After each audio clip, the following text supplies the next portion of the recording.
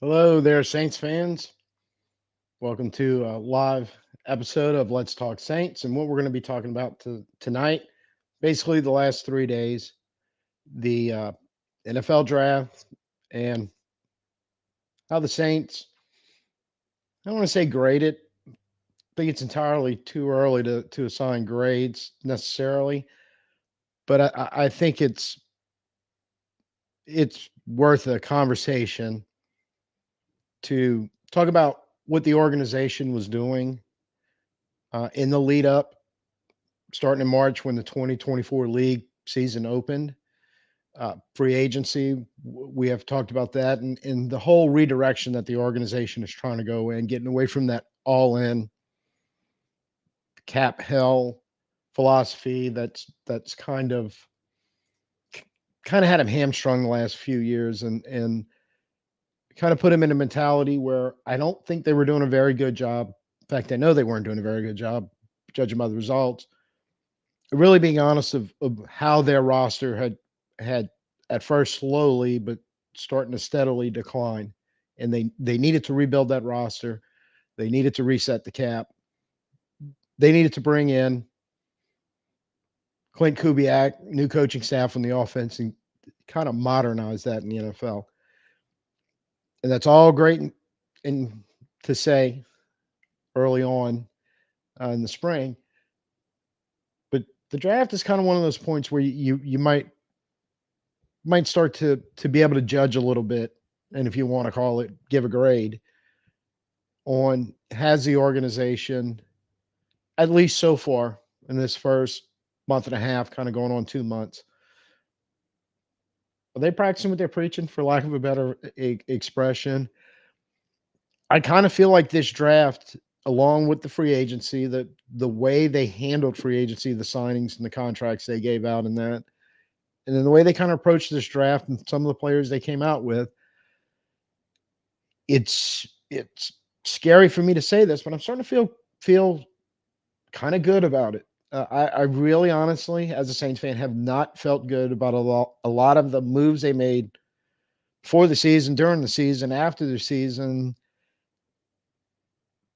since really 2019, maybe 2020, but 2021 is kind of when the head scratching for me started going okay.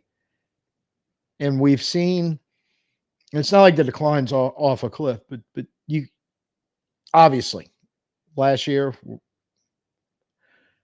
one of the easiest schedules probably ever in the NFL. Going to make the playoffs, going to do this, going to do that, and none of it came to fruition. So my grade for the organization so far in the last 3 days, including yesterday afternoon after the draft was over, when you start signing the undrafted free agents to keep adding to your roster, I'm feeling more confident in the direction the team is trying to move itself and actually sticking to a plan. Hell, actually having a plan, I think, for the first time since 2019, 2020, maybe 4 years, 5 years.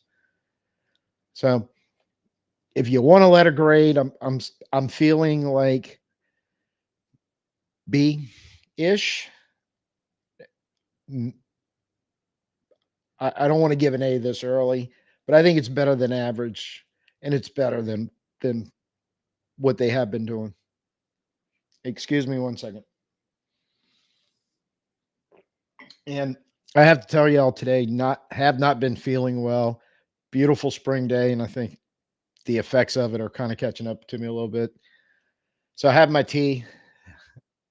I'll have to take a sip every now and then to kind of keep the voice going and the throat moving. So just bear with me when I have to do it.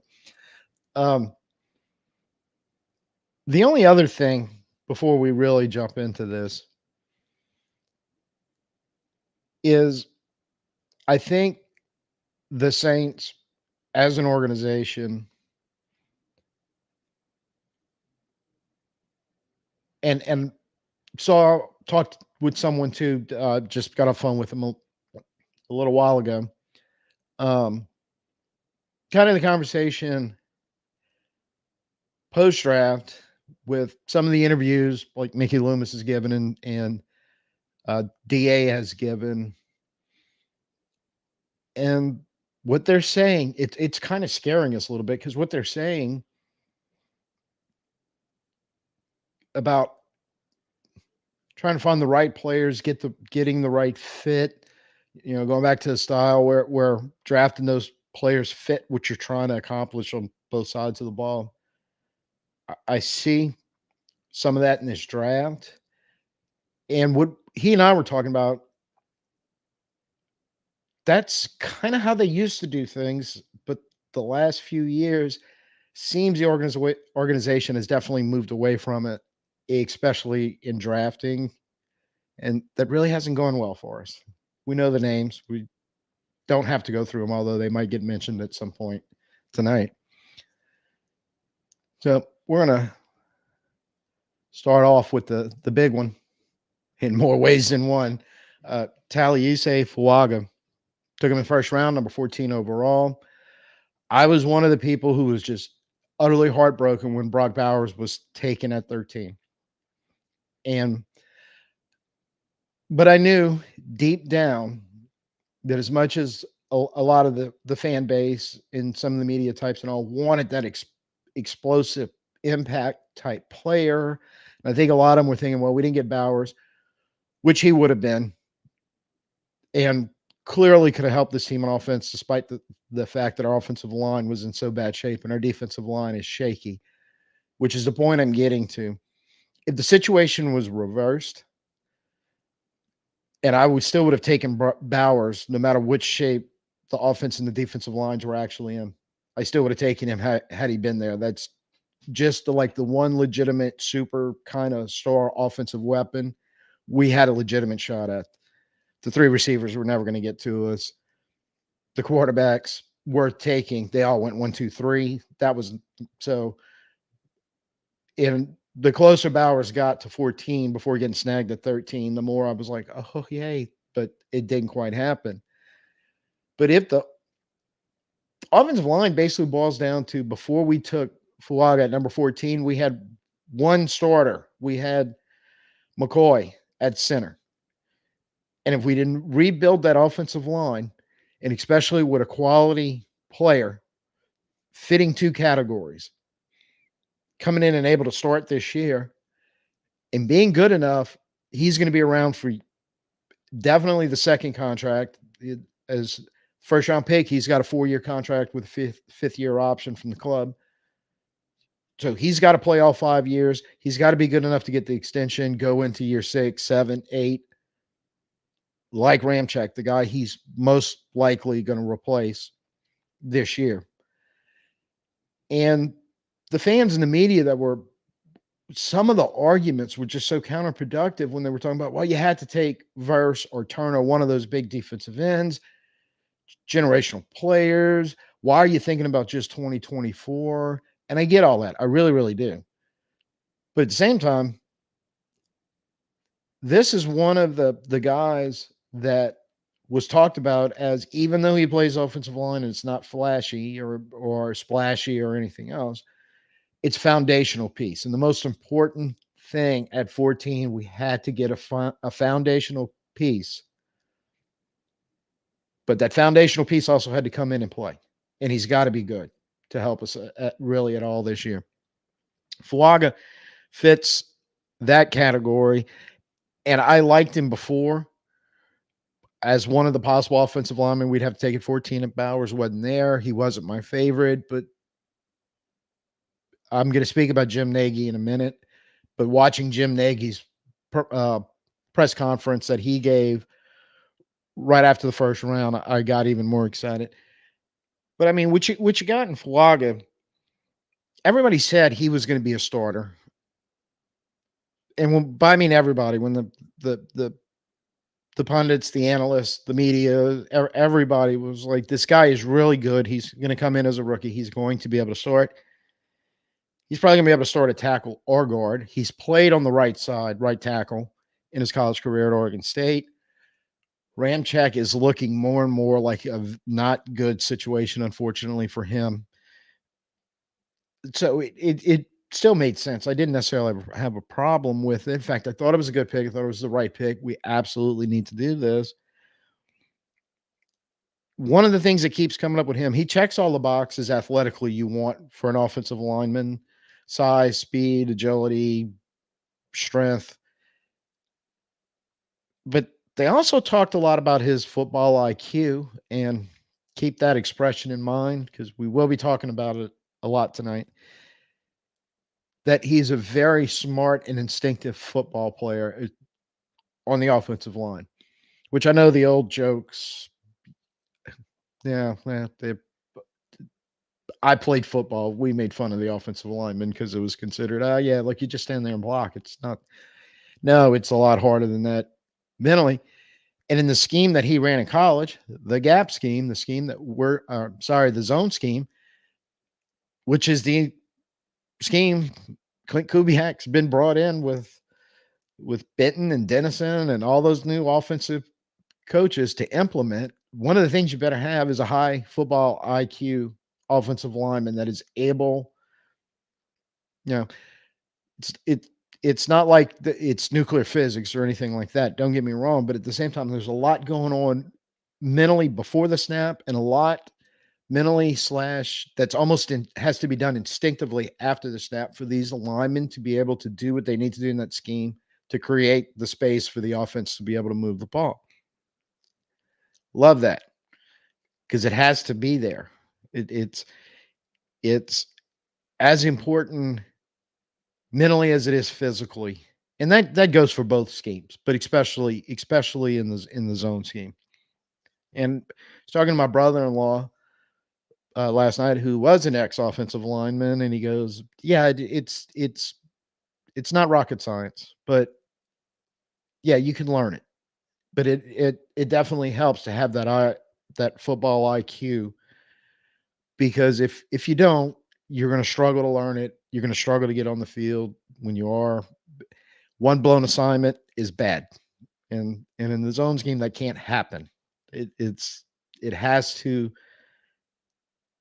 If you blow an assignment, you end up creating space that a defender is actually going to come through and blow something up on, and it can't happen. The big two that I PFF, um, some of the ESPN stuff, all the usual CBS Sports analysis going. Two of the things that keeps pretty much everybody is putting in the elite category, and it's always nice to draft somebody who has something in the elite category, and the more they have in the elite category, the better. And two, the elite strength and elite run blocking ability. There's no doubt we're going to move more clearly stated in the fact of the offensive staff that we hired supports this. Saints are going to move a little bit more from the what we have seen since basically 2006, more of a vertical power base, pass. I don't want to say completely heavy, but at times very pass heavy. But definitely more pass first, open up the running game philosophy to a more run play action, open up the passing game philosophy. So an elite strong guy that's elite at blocking people and moving them out of the way so you can run the ball, kind of key in all this. And I do want to talk about Jim Nagy. For those of you who don't know, and I knew the name, I knew a little bit about him. I knew he was a longtime NFL scout, and I knew he runs the Senior Bowl now, which is the All-Star game in Mobile for college seniors who are about to enter the NFL draft. But what I didn't know was he was like an 18, 19 year, nearly 20-year NFL scout, highly regarded around a lot of the circles. They when they speak of him, they speak highly about how good of a scout he was. And the reason why he got out of NFL scouting, he had got married, had some children. Like, I'm tired of that game. Senior Bowl brought him in to run it, and he's built it more from a college all-star game to almost like a week-long combine before the actual NFL draft combine in Indianapolis a week or two later. He's almost like the corporate headhunters that go out and try to find these graduating students to bring them in as interns and hire them. And I know they'll do it for law firms and major Fortune 500 companies, things like that. That's basically what he does now for the NFL in Mobile. And he's a big part of helping both sides, the player and the organization, try to find the right matches. So when he speaks, he's putting his reputation on line every time he does it, and his ability to do his job effectively, both getting these players into the Senior Bowl and getting them exposed to the NFL process, and also it's quite obvious when you hear interviews from him. A lot of NFL coaches, coordinators, general managers seek his opinion out a lot. Reason why I'm bringing all this up is if you Google something along the lines of Jim Nagy and Taliese Fuaga, so you can catch about 11 minutes long, 12 minutes, how long the interview was. He is talking about how Fuaga is elite, how he thinks Fuaga was the best offensive lineman in that draft, how he was just totally amazed both by his film study, because Nagy starts cutting film.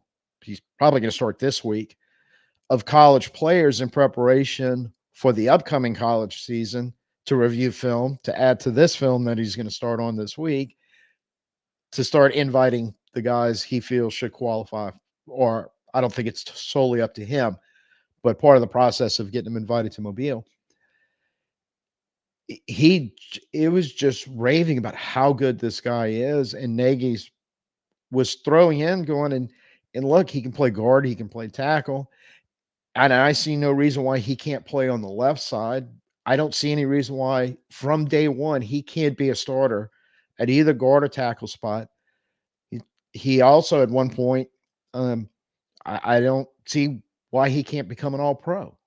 Actually, I think he more said he will be an all-pro. I may be underselling how much he was selling for Fuaga.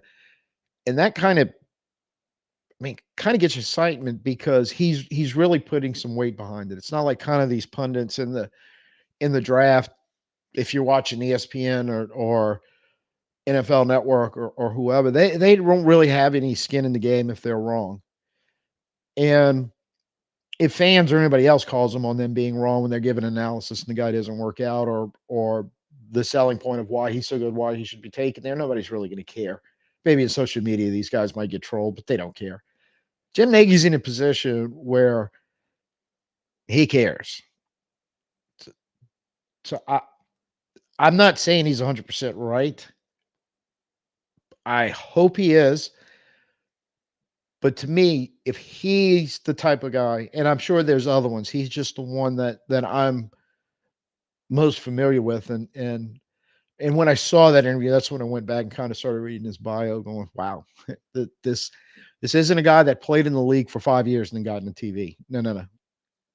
He, and it's a guy, like I said, that you do a little research on him, seems to be highly respected around the football NFL world, not necessarily just players or some coaches or anything. So he's put the golden seal of approval on Fuaga, and honestly, I liked it before that, but it feels like for the first time in a long time we might have something actual, legitimate, correctly drafted, scouted stud that we brought in at 14. Second round pick. Yeah, you got to have a guy named Kool-Aid on your team, right? Kool-Aid McKinstry. Loved this pick when it happened. There was a lot of trading going on right there, and I'm still not sure how it all played out, but Philly traded up to number 40. We were at number 45 either before, after, or simultaneously. Still not sure how all that played out. We wound up at 41, and there was a guy named Cooper DeJean who everyone thought was going to be a first round pick. And then there was Kool-Aid McKinstry, who everyone thought was going to be a first round pick, both sitting there. DeJean would have been a great fit for the Saints. He's an outside cornerback, but ability universally to play safety, slot corner, free safety type of guy where and more than likely Philly's drafted him to play outside corner, but they have a player where they can move around. And he would have been an ideal fit for the Saints because of between some aging veterans. Well, Honey Badger, let's just say an aging veteran like Honey Badger playing next to a second-year guy like Howden. Both good football players, but you don't know if Howden's going to keep developing, and Honey Badger's probably a year or two away from calling it quits, honestly. You had uncertainty on both outside corners coming up because Lattimore, and it seems like more and more Lattimore and the Saints are headed for a messy divorce. Hopefully they can mend the fences. That would help the Saints. But if not, it is what it is. The other side, Paulson Adebo, who's really turned into a good corner, and he puts another good year on his resume like he did in 2023. He's a free agent in 2025, so we're either spending a lot of money to get him extended, which may happen anyway, but you never know. Or somebody else could just offer more that we can't match without getting back into our old cap problems, and you end up having to let him walk out the door. You needed a backup plan because that would basically leave you with Alontae Taylor. Enter DeJean Kool-Aid McKinstry and Lassiter, the cornerback from Georgia. And I'm thinking the Saints really best available. They were probably the three best available. And corner was a sneaky suspicion at need, especially if, like some of the people are talking about, they're focusing too much on 2024 and not the next 4 or 5 years. Corner was a position where you could easily have wound up, or still could, but this helps, where a year from now, much like we were in a position walking the draft where Eric McCoy was the only starting offensive lineman we had, we could have walked in with Alontae Taylor this time next year being the only starting cornerback we had in starting over. So the idea of a corner is great. But what I love about this guy, and you want to talk elite, apparently his draft stock fell, from what everybody's saying, mostly around a foot injury he had sustained. So it leaves some injury history. So there's a little scary part on that. But hopefully it's not a concern. Most people seem to think it never should have been, and he should have gone in the first round. But hopefully they're right on both accounts, because then we just got a steal at 41. And it's not hard to find a lot of people who want to talk very well about McKinstry. And being as he played at Alabama, and I'm also an LSU fan, yes, I am familiar with this guy. Didn't like him for the last 3 years at Alabama. Sorry, Kool-Aid, nothing personal, but I really like this pick. Everybody talks about his balance and his fluidity and the way he moves out there. He may not be the fastest corner in the world or elite super speed, but and I've actually seen this because not only when they played LSU, but also being in South Louisiana, a lot of SEC football, he can recover. He definitely has enough speed that even if he gets beat early in the route, that he can recover and make a play on it. And he did it a couple of times against some pretty elite LSU receivers in the last couple of years that also got that or did get drafted in the first round. I'm sure you're familiar with Malik Neighbors and Brian Thomas. So this guy is not a slouch by any stretch. He's long. They talk about how strong his hands are, which I'm always thinking about trying to get to the ball, rip it out of a receiver's hands, or being able to squeeze a ball on an interception. But one of the websites, and I don't remember which one to give him credit. My apologies.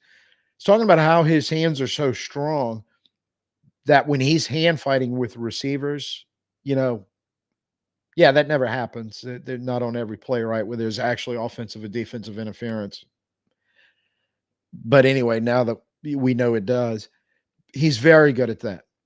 That with his strong hands and his hands ability is keeping receivers from being able to push off on him. And he is a bigger guy and he's physical. Press coverage, island coverage, or leaving him on an island rather.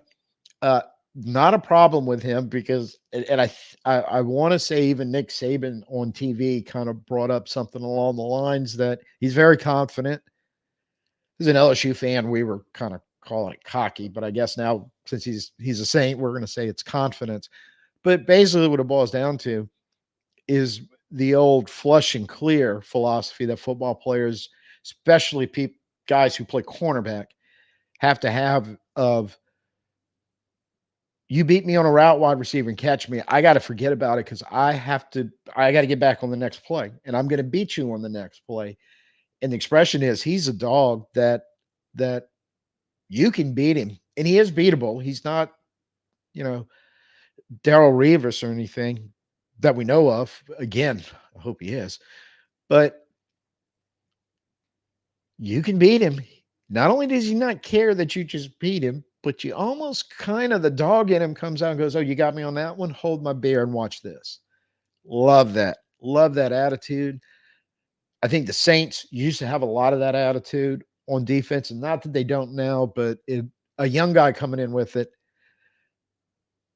is kind of it's exciting to see as a fan that you're getting basically an elite player, a good one on the field, both what he can do in coverage, but also that dog mentality that you're bringing in the cornerback. And to do it, we had to give up a fifth and a sixth round to swap the second round picks to move from 45 to 41. I think that's cheap to be able to do this. So it was a good move for the Saints. I'm thinking they probably maybe wanted DeGene, maybe, but Dennis Allen, and again, I think Nick Saban mentioned something along the lines on one of the times he was talking about it. They feel like outside, inside, and slot corner not a problem. Nick talks about how athletic and smart he was. Possible if you need him at safety, maybe a guy, and since he's a big physical guy, and Nick brought up the fact that he loves to come up and tackle, and I did hear that knock, oh, not tackling, and I'm like, there's no way a cornerback is going to play for Nick Saban. If he's a cornerback that didn't like to come up and tackle, he's the first one that Nick Saban ever coached in that category in the history of his coaching. So I don't buy that at all. And Nick actually talked about that also. No, he'll come up and play the run hard. So you throw all this together, you may have even a Cooper DeJean there. DeJean did it throughout college, so you know what you have, but you look, yeah, think the guy McKinstry, he could be versatile. He's got a high football IQ. There's that phrase again, versatile.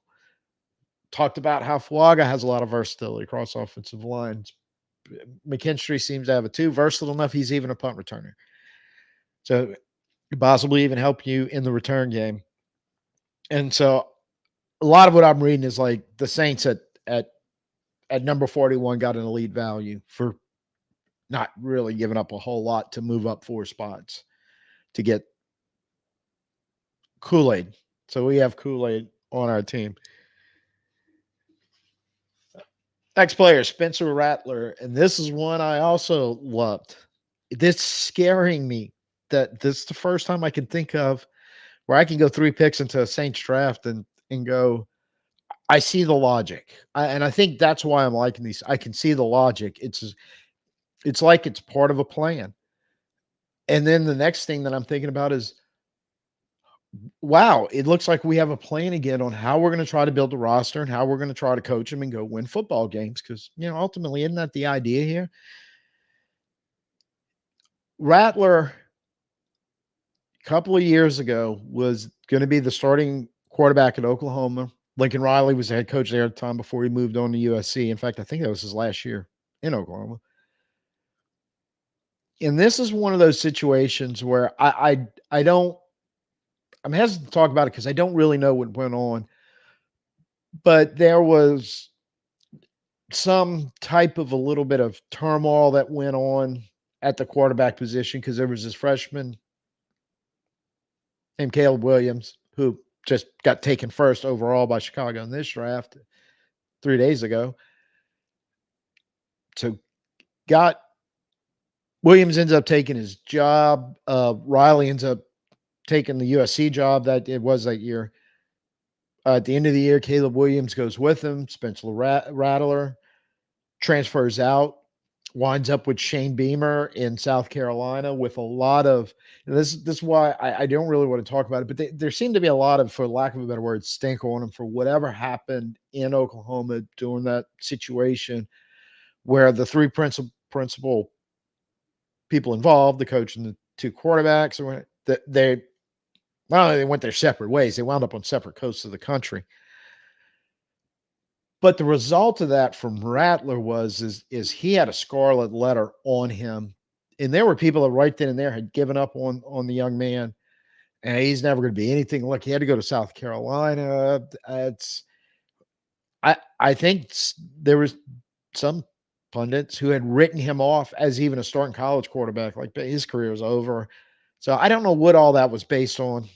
I'm not here to speculate, defend, attack it, or whatever. Just making you aware of he started playing the last couple of years of college football at the quarterback position of all places with just some type of black cloud following him that I don't really know why, and not a very high opinion from a lot of people who were very high on him when Oklahoma first recruited him about how awesome he was and great guy. So whatever went on there, the board for him got reset. And in the reset, he got lowered, like really down in the dirt type situation. All he did was play extremely well in South Carolina on a team that I would not say was awful, but it wasn't one of the true elite SEC programs while he was there. It was one of those SEC programs. They're going to give you a game, and a lot of it had to do with him and a couple other really good players who are also now going to the NFL. But it was a well-coached Shane Beamer at that time because they were in a rebuilding phase. There's a lot of stuff going on there with him, and he looked good, and he started looking better and better. And this past season, they weren't quite as good as they were the year before, but he was actually better as a quarterback on a team all around that wasn't quite as good, didn't play quite as well. Just right there's a lot to like about what a young man finds on the inside to kind of go from the guy nobody wanted to the guy who's like, hope, maybe he's got something going there. On the field, I would just wrap up with or start off with I happen to be watching NFL Network and Maurice Jones-Drew comped him to Brock Purdy, who Frisco's quarterback who just played in the Super Bowl. Kind of that guy, that late round as Jones Drew was saying, was, yeah, he's that day 3 quarterback that you feel pretty good can come in a tight situation, run the offense, move the ball, get points on the board, and possibly help you win games and be able to do it over a couple of weeks if necessary. And Brock Purdy's basically wound up in that situation very early 2 years ago and has done it for 2 straight years, helping the 49ers make the playoffs. He talked about in others, it's basically his pocket presence. He doesn't, no pun intended, he doesn't really get rattled. And he's not overly athletic, but he's not a statue. He can move a little bit. He can take a scramble if he has to and pick up yards. But even when he moves, he doesn't really put himself in a bad throwing position. There's a lot of quarterbacks that have movement that as soon as they move, everything's out of whack. And I mean, you see this in the pro level with some of those dual threat quarterbacks. And the accuracy goes out the window as soon as you can get him to move. He doesn't really fall in that. He's fairly accurate. The arm strength may not be as great as everybody wants, but they said he's a fundamentally sound football player that can run an offense. And a lot of guys have held on to he has starter upside. So potentially he could develop somewhere down the road as an NFL starting quarterback. I look at our quarterback situation. I don't see anybody behind Derek Carr that fits where we started with on this, where he can come in, run the offense, move the ball, help you score points, might be able to get you out of a pinch, win a couple games. Kellen Mond, I don't believe is that. Hayner, maybe. I don't know. I think Hayner's just on the wrong foot of all this. He was drafted by the old coaching staff. Had some issues last year, early in the year, that drew a suspension.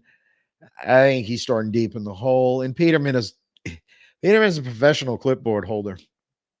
Yeah, sorry, Nathan, but he's had a little bit of run playing in the NFL, and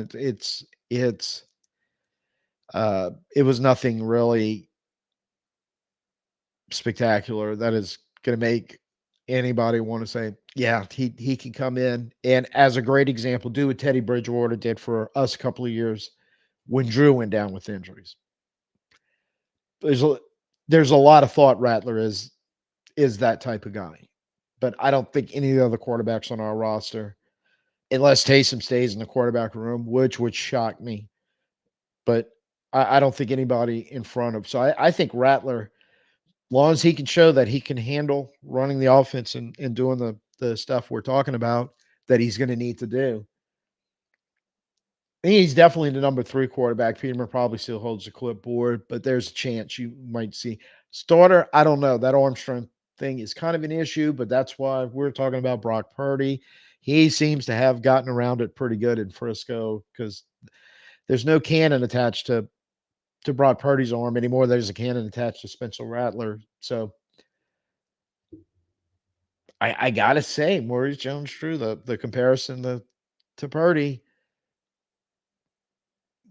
by the eye test, yeah, I could agree with that. I don't know if it'll turn out anywhere near the same way, but there's more of a chance, I think, with Rattler, like I said, than any other quarterback backing up Carr right now.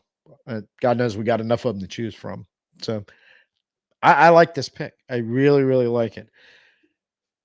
Oh, and then we have to move on to, I literally, as I'm going through my notes right here, I was kind of taking when I was watching the draft.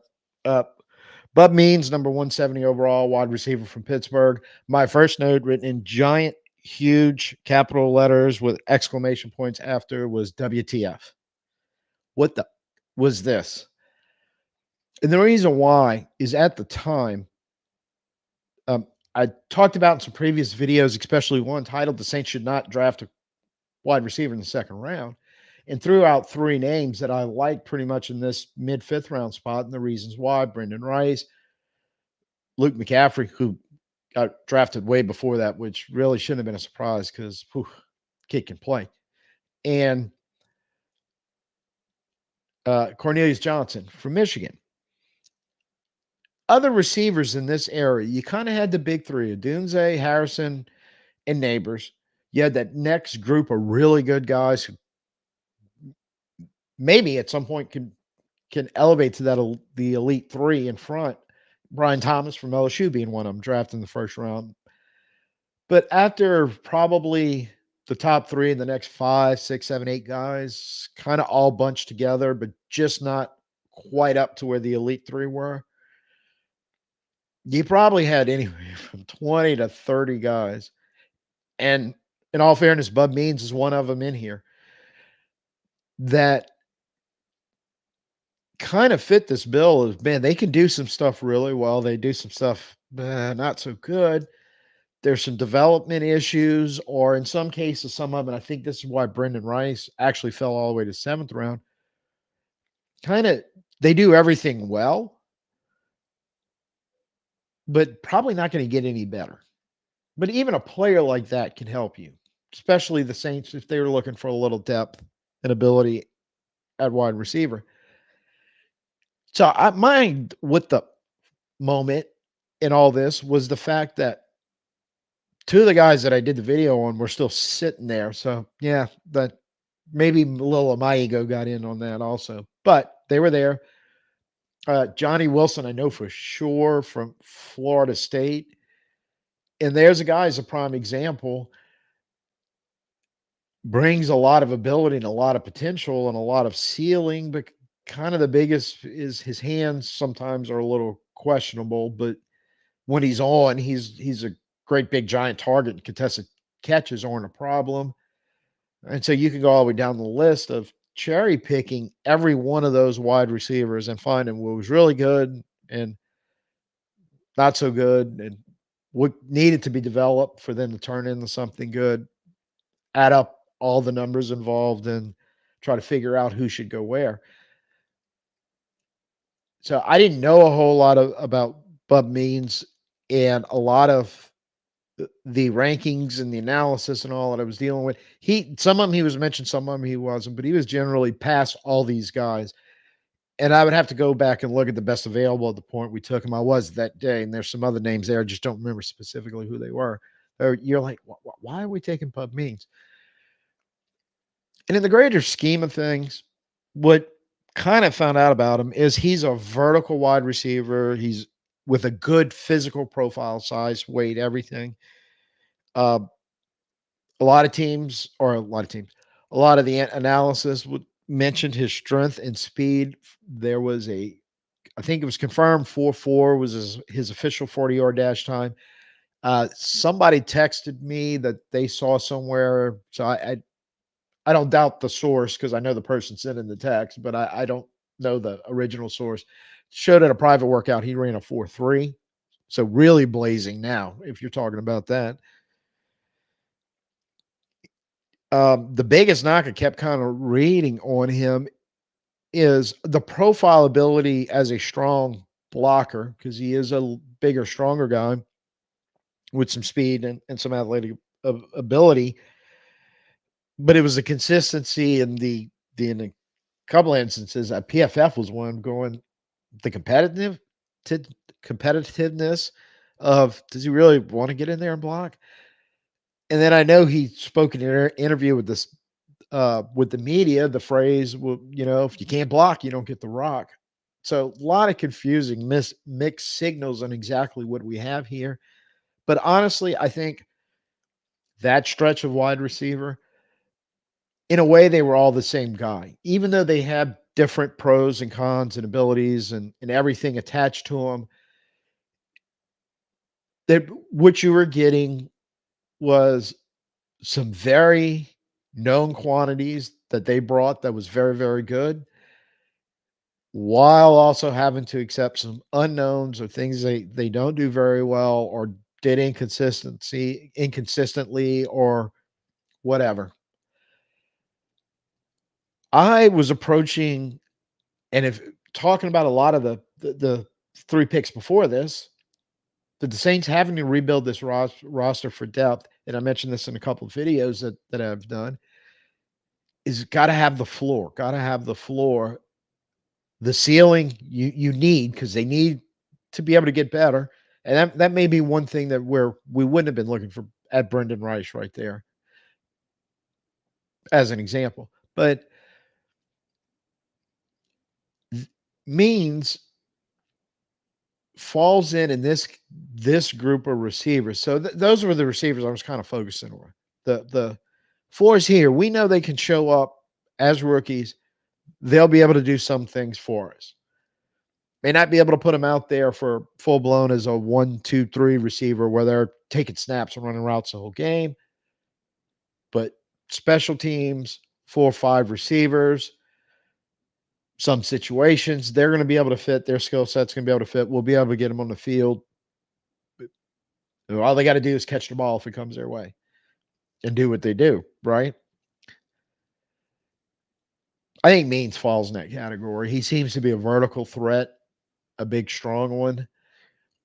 You basically got him on the cheap, I guess. And what I'm really happy about is our first 3 picks, we did not go for the low floor, high payoff if it works out ceiling that we have done way too much the last few drafts that have put this roster in trouble. And we've done it in the first and second round for the last 3 or 4 years, possibly. At least we waited till the 5th.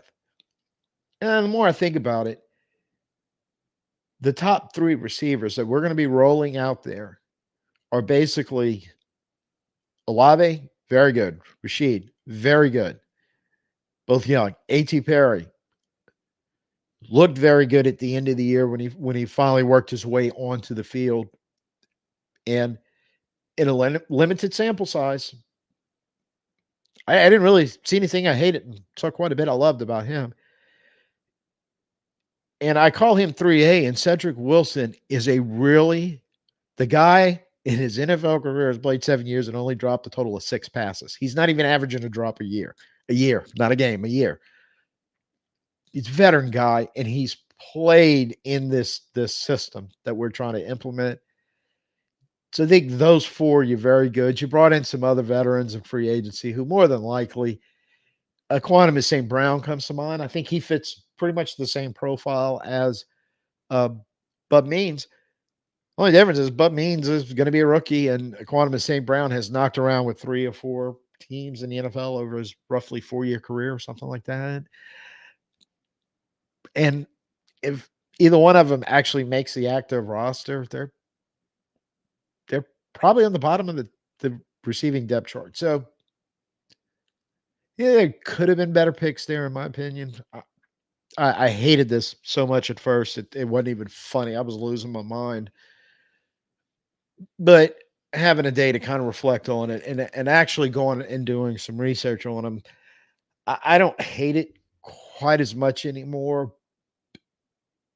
And one thing I did mention, somebody told me after at some point today, I think I heard that he actually started as a cornerback in his college career and got moved to wide receiver, and he hasn't spent a lot of time there. And I went, well, okay, if you think you're developing something there, um, I get it. And I think the real crux of it is now that we circle back to this big group of receivers that were all in this area that all had some real talent. That's why this receiver draft was so huge. Is this mammoth group of receivers where there's a good possibility, normally 1 or 2, Tank Dell and Puka Nakua last year would be an example of really good receivers that come out in the 5th or 6th round. A.T. Perry was a 4th round pick, so he was nearly there. But in that 5-6 range, there's some guys that show up potentially this year, and I have to go back and look at the full list of when they were taken and where, and track it during the course of the year. Potentially, this could be a 2 or 3, 4-year receiver where one of these teams found the right guy in all that mix. You can't discount that Bub Means isn't going to be one of those. I don't think he's going to be, but you could definitely put it, well, you never know, in category, and the fact that he's so raw and young may actually be a benefit that it may not happen in year 1 or 2, but it it could conceivably happen. If it does, you got him at a steal. And if he doesn't, I guess the real honest part, he is a 5th round pick. It's not like trying this in the first round with an offensive tackle that never gets to see the field, or in the second round, a defensive end that never gets to see the field. Just saying. Uh, the next 5th round pick, it was a good thing we traded one to get Kool-Aid McKinstry, because we'd been hanging out in the 5th round analysis for 45 minutes. Jaylan Ford, linebacker from Texas. I don't hate this pick either. I think it's a very solid pick, especially as a 5th rounder. Let's talk about the stuff pretty much everybody's in total agreement. A solid downhill run defender from the linebacker position. Really good tackler. We've seen at times how bad the tackling is on the Saints over the last couple of seasons. Just that right there goes, wow, we can always use somebody that is a really good tackler. The high football IQ keeps getting mentioned. Like, they're saying that's a green dot guy. You can throw him in the middle, put the green dot on his helmet. For those of you who don't know, that's the guy that has the earpiece communication to the sideline that kind of calls the defense and is in charge of it. Basically, the green dot guy is the version of the quarterback on the defense. Can handle that with no problem. Gets some mixed signals on his coverage. Now, some of what I saw was coming from a little brief interview, Mike Detillier, who talked to likely Bo Davis, but I don't know that for sure. But some of his coaches at Texas, talking about his coverage ability that he's kind of getting knocked on isn't that bad. That he's good in coverage, and he could be a 3-down middle linebacker, or even an outside linebacker, or even that Zach Bond role, Caden Ellis, that we had a few years ago, among others, several of those guys that were kind of in between a linebacker and a defensive end. So they played a little bit as a linebacker. They played a little bit as a stand-up defensive end and rush passer. Where Detillier was saying this was, no, he can rush passer. Like, apparently at Texas last year, they found that out, started standing him up on and kind of moving him out of coverage to go rush passer from the edge because he was good at it, or at least rushing the passer. I don't necessarily know if it was all from the edge because he was good at it. So that stigmatism on the coverage thing may be just a lot of people assuming when they saw that in video, he can't cover anybody. Look, they always use him to rush the passer instead of maybe thinking, oh, he's a great pass rusher, and say, hey, buddy, don't worry about going cover. Go sack the quarterback before he gets the ball off, and you ain't got to worry about coverage. Who knows? But the PFF was the one other place that I remember reading something that they were Pro Football Focus. They were addressing that they were giving his coverage. It isn't bad, but he's not quite fast enough that when he's beaten, that he can recover and get back into the play. But they also admitted, among other places, that he plays with high energy. Another thing I like. Kind of talked a little bit about that dog in you with McKinstry. So I kind of look at this. They're revamping the linebacker core. They're preparing for some of eventual stuff happening to Mario Davis. Said again, he's the Tom Brady of NFL middle linebackers. He could go to at least 38, 39, 40. Who the hell knows? But I think they also have to start putting a plan in place when DeMario says, that's it, guys. I've done this for so long, so well. I got to move on. So I think there's the backup plan. They're always ready for some type of backup plan there. I think they have been in the past, but the way they approached it, I don't think they put a lot of importance on it. So that's why you kind of had some of these young linebackers they would try out there, and it didn't quite work out. I think Pete Werner was in on that plan. I think Willie Gay being signed is possibly in on that plan. I think you've got a situation where they've turned the weakness or a potential huge weakness on the Saints, because the last couple of years we only really had two. We had DeMario and we had Pete, and that was it. We had some guys that come in and do some things, and I know Caden Ellis a few years ago came in and played well when Werner got hurt, and then was a free agent that we didn't really have a chance to keep, and Atlanta signed him, and that's where he played last year. So I think it's a little more of a refocus on to make sure that position stays strong, both in depth and both in where we're not doing what we're doing on the offensive line right now, where all of a sudden a couple bad situations or unforeseen things happen, and the next thing you know, it drafts rolling around, and we're like, well, we don't have a starting middle linebacker, we don't have a starting outside line, we don't have any linebackers.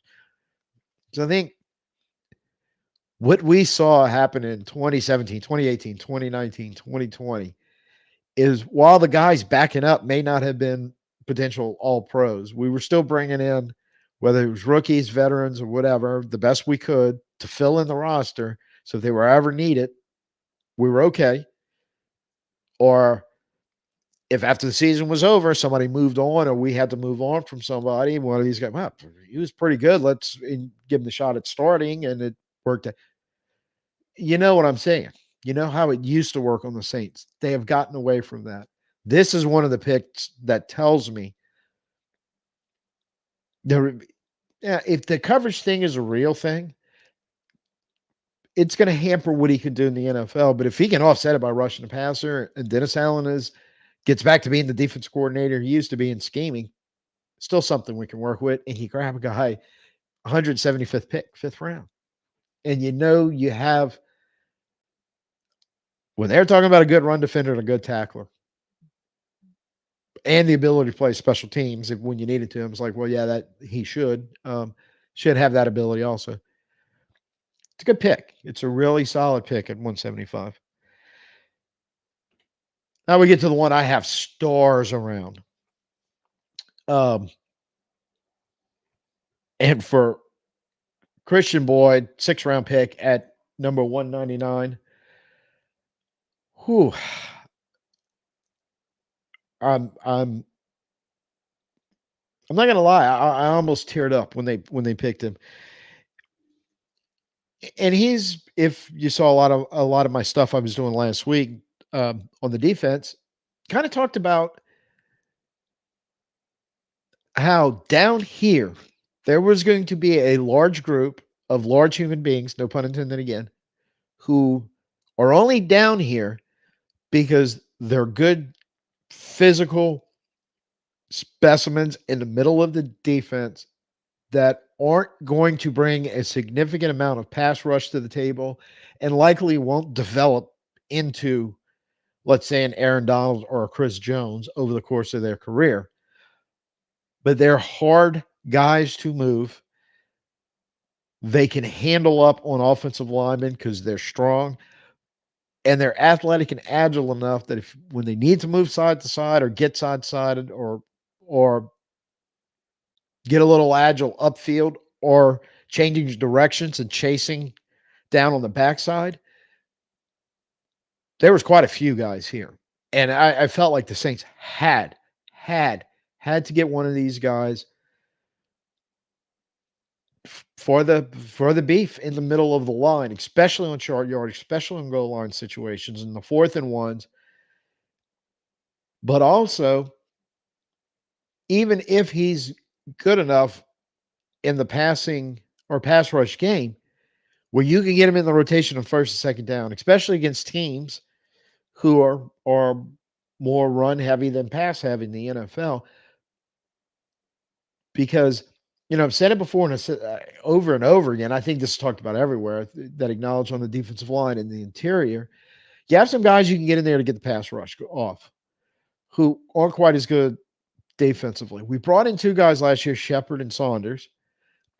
While they weren't terrible, and I don't know if they were ever expected to be a big, strong, run-stopping presence. I would like to think they were, but I don't know that for sure because they were kind of just veteran NFL guys that had been in the league for several years. And again, not in the they don't suck category, but they're not Aaron Donald or Chris Jones or anybody's ever going to think they will be. 1 second, please. But and like I said, I don't think this guy either. But like a run defending specialist was needed in the interior of this defensive line. And this guy, I just give you the high points. His game is built around power. He can push the pocket. He can push blockers around. He's more what they call kind of speed to power. It's not like a quick burst, which again, Chris Jones and Aaron Donald you've seen kind of builds up to it. But he that speed to power just kind of rolls that speed into his power. So he starts moving. He's picking up basically momentum. It really gets momentum in a direction. He can start handling up on blockers. They had him listed at 329 pounds. You rarely see NFL interior linemen. So also with the brother-in-law yesterday, talking about the fact, remember Norman Hand? Remember Tony Siragusa? Remember the Williams? They weren't brothers, but everybody called them the Williams brothers from Minnesota. I think 320 would have been a light. I know in Siragusa's and Hand's case, 320 is extremely light. That would have been a light number for what defensive run stuffing tackles were early 2000s into the 20 teens. They've kind of just gotten smaller. I mean, Brazil is about 300 pounds. I think most of, except for Saunders, most of our interior linemen that we used last year, I would guess 280 to maybe 305, 310. This group I'm talking down here, no. 320, 330 in case of Boyd, that's closer to what he is to. So they've gotten a little bigger without losing some speed, some agility, gotten stronger. But it doesn't necessarily factor into the massively effective pass rush. So I think they just got pushed down the list a little bit. A lot of the first and second round D tackles that were taken in this draft fit more like Brian Brzee, profile more like him. And like him, most of them profile, well, they'll probably get better in their run defense. They'll kind of have to in the NFL. It's kind of the same tag going on with Brzee. And I don't think anybody's unhappy with the Saints organization with his pass rush. The run defense issue somewhat. But again, most of the interior was like that. It's a guy you bring it in that if he can do what he can do or supposed to be able to do, he's going to help solve a lot of those problems, at least situationally. But if he does develop some ability in the pass rush, yeah, then you're looking at a guy that can really get in there and take a lot of snaps. And finally, Josiah, I'm still not sure how to pronounce the last name. I'm going to try. Josiah Ezirim.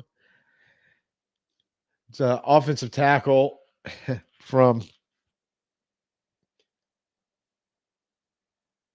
Eastern Kentucky. I knew it was, I wanted to say Western Kentucky, and I'm like, no, that's not right. And I didn't write it down. When we took him, I didn't really know much about him at all. 7th round pick, 239 overall. And you're like, hey, it's 7th round guy, man. A lot of times these 7th rounders aren't that far away from the undrafted free agents we signed right after the draft yesterday. The only reason why you drafted them is because I shouldn't say the only reason. One of the main reasons why you draft them instead of waiting is A, you have a draft pick you got to use, but B, you're kind of targeting guys going, we may have trouble signing him because we may have competition. A lot of NFL teams spend a lot of resources trying to find guys nobody else knows about. And the reason why nobody else knows about them is because they're not elite superstar athletes like Caleb Williams, but they're good football players a lot of times from smaller schools or places that aren't necessarily in the U.S. Because I know a lot, you'll see it like guys who play football and say like Canada kind of show up down here sometimes. And you can find some really good football players there, and he may be one of them. Because I didn't know anything when we signed him, and like I said, was a family gathering. We were already started eating crawfish, so I was like, man, okay, I'll find out about him tomorrow. Um, for a deep dive in a seventh round pick, and I could see why he was on their radar as somebody you want to draft because he did play against lower level competition. You kind of have to point that out because that means does this translate into what it wasn't even SEC or Big Ten competition and playing on a regular basis. So are we seeing stuff that's going to be able to translate up into the NFL? So he's making a bigger jump from say your elite or even your good lineman from the SEC, from the Big Ten, whatever conference, power conference you're talking about. Well, he's got to jump even further because his level of competition is lower even than what those guys were playing against week in and week out. That's why you find him down here. But the big thing is, and saw this number in several places. So I think this is the reason why people knew about him. Other teams knew about him. 476 pass attempts or pass snaps that he played in, 0 sacks, 0 pressures. Now, I don't care how low the competition you're playing against is, assuming it's somewhere around a 12, 13 game schedule, 467 times you drop back to pass, and the guys opposite of you did not get close to the guy your main job is to protect. It's impressive. It's now again, will that develop and translate to being able to do anything close to that on an NFL football field? I have no freaking idea. But at 239, let's see if we can find out. Because if he can, that's a Marcus Colston type steal. That all of a sudden a guy is showing up, a really good football player throughout his career. Saints Hall of Famer. Again, not saying that that's going to happen, but that's exactly how you use seventh round picks to find guys. And I don't know, in the last few drafts going way back, typically we were taking our lower picks, bundle them up, trading up in the draft for like Tommy Stevens, running quarterback from Mississippi State, who may or may not be the next Taysom Hill, but had no real legitimate shot at making our roster. I don't think survived training camp. You know, I'd rather see this use of a seventh round pick, get him into camp. Well, you have OTAs coming up and rookie camp and all that. Get him in there, give him a legitimate shot to see if you did get a steal. Saints used to make a living on the undrafted free agent, seventh, sixth round steals or solid picks. That Colston became a star and a Saints Hall of Famer. But even if they're coming in, they're only playing 3 or 4 years, but they're being productive that you can count on to be on the field, give you snaps, do their job. And if they can get better and stick around and keep moving up the ladder, fantastic. But if not, at least you use your draft picks to bring value to the club. And I think ultimately that's what you're trying to do. Also forgot to mention in my notes, he gets talked about a lot about really being just a solid with his footwork and his fundamentals. And not really having to the old Rick Neuheisel story about working with modern day offensive linemen. Sometimes the first thing you got to do, even when they're up to the high school level, is teach them how to get in a proper stance and move their feet. And his take wasn't that. So I'm on the Rich Eisen show several years ago talking about it. It was like it's getting to the point where now you have to do that in college players when they show up. So I do notice when people write stuff like that down because I don't think they're being nice. I think they're just noticing, hey, look, that's going to be one guy you don't have to really teach about the stance and the footwork and the balance and all that a lineman need. He at least understands it. But it just really boils down to, will it show up in the NFL? Will it show up in high level competition? Only time will tell. Only time will tell. So all in all, uh, to wrap this up, And as I mentioned before, there seemed to be a solid consistency in what this team was looking for in the draft. And I'll talk a little bit about the undrafted free agents in a second. Bringing it all together,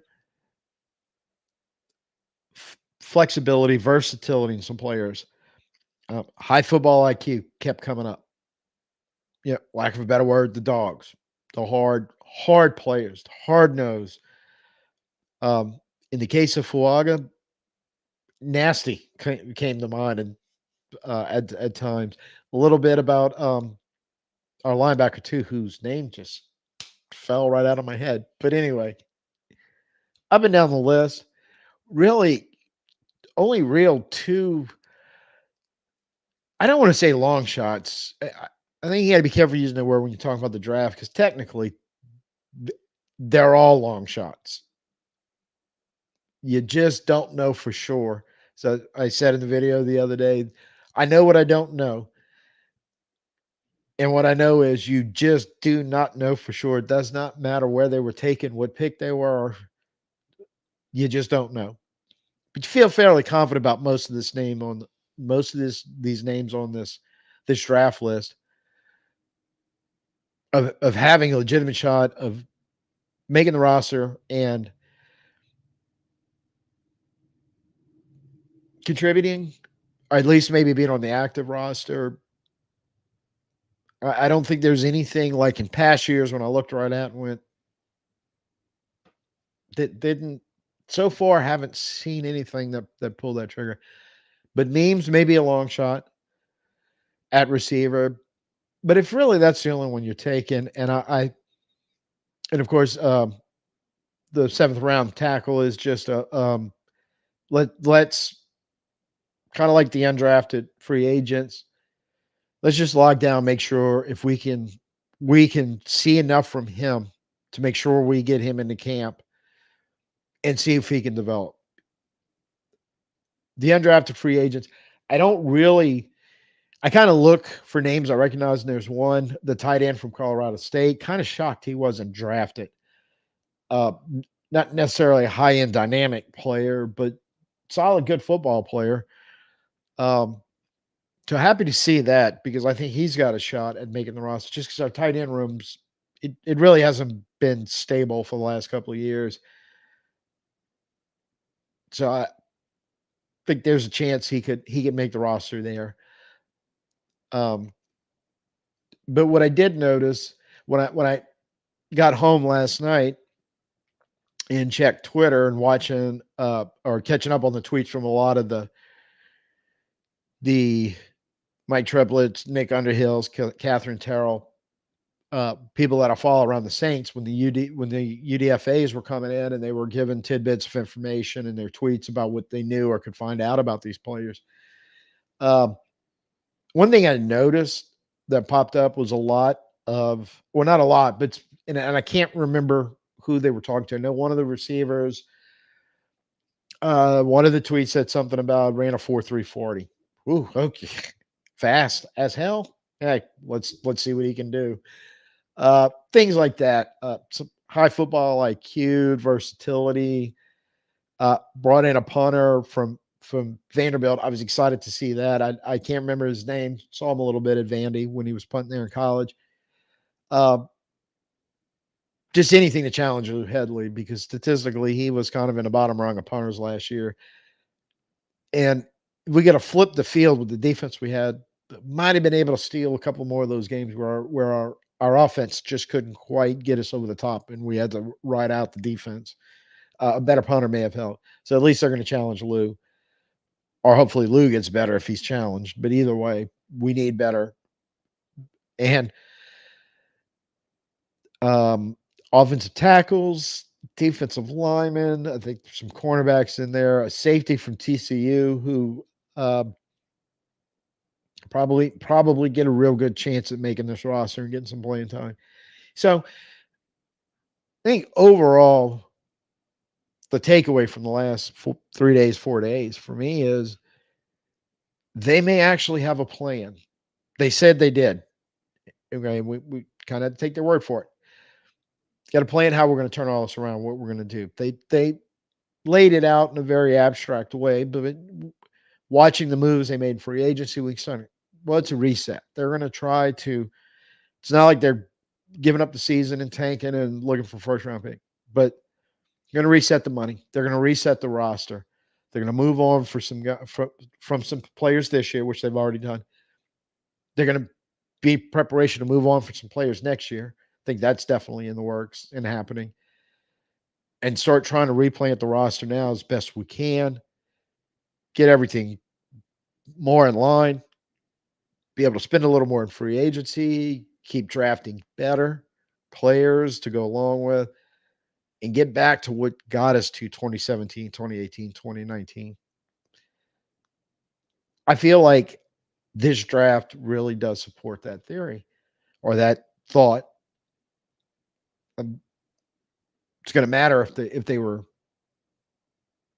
correct in their draft evaluation and these are actually the right players with what they think they're getting and how it's going to translate on the field, how it's going to help production, how it's going to help us to win football games. Because again, isn't that what this is all about? So thank everyone for being here and watching tonight, for viewing in the future. For those of you that are going to catch in the recorded version, I will say I'm streaming live to both Rumble and YouTube right now. I see in the future will probably be just one live stream going at a time. Likely, almost definitely Rumble, if it goes that route. But I'll still keep recording, and they'll wind up on both channels, so you can watch them as you leisure. Let's Talk Saints will probably be more live than recorded as we get closer to the season. But right now, we're going to go back a little more. I was doing a lot of the live stuff because of the draft, and we'll probably sneak in some more every now and then. But the regular podcast will probably be mostly recorded, like they have been in the past, or they were prior to this one. Uh, there may be some added stuff coming over the next couple of weeks or getting close to the seasons. I'm in negotiations with some people right now. We'll see how that turns out. But in the meantime, I'm going to be working, and more than likely, what I kind of started working on um,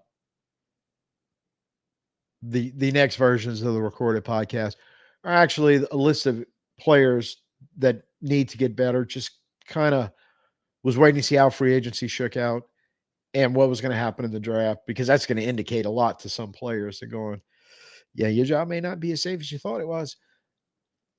So be on the lookout for that. And there's one or two I have in mind. May actually be live streams instead of recorded, but we'll see how it works out. More than likely, that's what we're going to be getting over the next few weeks. So be on the lookout for those. And anything pops, and I can get in and get a live on if something happens regarding the team or anything going on around it. Be some reviews, rookie OTAs, team OTAs, all that, mini camps, all that's going to be sprinkled in out through May, June, heading into training camp. So be a little slower, but once training camps gets closer, we're definitely going to be getting ramped back up. So till then, glad you joined us. Thank you for watching. Please hit the like, share, subscribe, Rumblers, bang that follow. Notifications, since I will be sneaking more live stuff in here and there. Try to let you know if anything's scheduled, but if not, if you got notifications hit, it'll send you the little ding on your device, and oh, yeah, he's going live. So all the support. We're still we're still growing, still trying to speed that up, trying to get you guys and you ladies some content that you like, you enjoy, all around our favorite team. So I'm Tim. Until next time, peace out. Who dat?